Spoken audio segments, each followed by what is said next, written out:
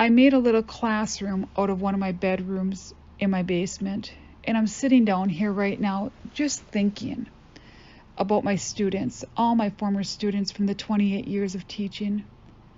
And I want to ask you some questions. How do you reach a student who is only in your classroom because he has to be? How do you reach a student that was abused and now doesn't trust adults? How do you reach a student who comes to school hungry? How do you reach a student that has no self-esteem and thinks she is too dumb to be in your class? How do you reach a student who is incarcerated since he was 17 and can only read at a second grade level? I am really interested to hear what my readers have to say. If you are a student, please do share your insight. If you work in the educational world, if you're a parent, or you just want to add your thoughts, please do so. We are a team in the educational world, and the more we collaborate, the better chance we have of reaching every student, no matter the age or situation. Each of these students was one of my students, and sometimes they were one and the same person. During the 3 years I taught at a maximum security prison, I would face many struggling students, but it was my job, my passion, to figure out how to reach each one of them. I did that through persistence. I did that by gaining their trust. I did that because I cared enough to make a change. And most importantly, I did that through education.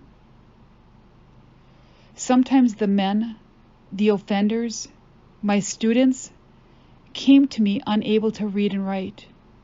Some were new to the prison and new to the school. And some had been there for many years. But somehow, although they attended school most days, they could not pass a first or second grade test.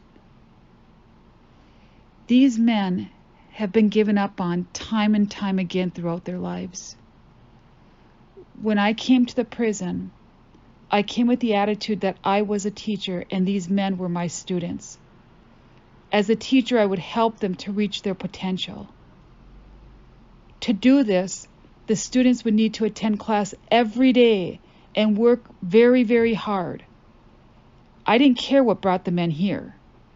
What I cared about was how I was going to give them an education so that they could make something of themselves, whether or not they ever walked out of the walls again. I needed them to be able to go back to their cells with their heads held high with pride, knowing that they had accomplished something. And I told them that, exactly that. But as a teacher, how do you do that? You listen and you engage. That equals trust. You don't feel sorry for them and you make them accountable. That equals persistence. You meet with them in lockup and you make them keep reading even when they are in solitary confinement. That equals caring. You teach and you give them an education. That equals the key to success. And education, well, that equals reform. Isn't that what we are all working towards when we sentence someone to prison? Is it punishment that we are after, or are we after reformation?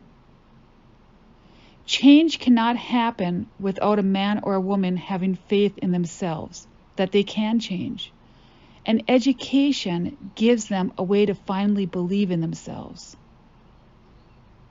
We cannot change a man's past, but we can change his future. We cannot change the path that she walked, but we can change the path that she takes in the future. Give them an education, and you give them a chance to be a better person.